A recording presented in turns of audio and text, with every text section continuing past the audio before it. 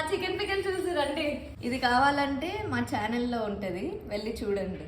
ఇలా రైస్ ఇందులో వేసుకొని అందరు వెయిటింగ్, మా వాళ్ళని చూపి ఈ వేసుకొని కాలిపోతుంది. పొట్టలు కూడా కాలిపోతుంది. ఫస్ట్ ముద్ద ఎవరికి?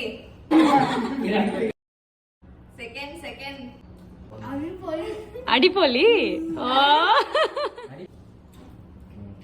నేనేదో పేదరాశి పెద్దమ్మలాగా ఇలా మధ్యలో కూర్చొని మా కెమెరామ్యాన్ చూడండి ఆగలేకపోతున్నా ఆశతో ఆతృతతో.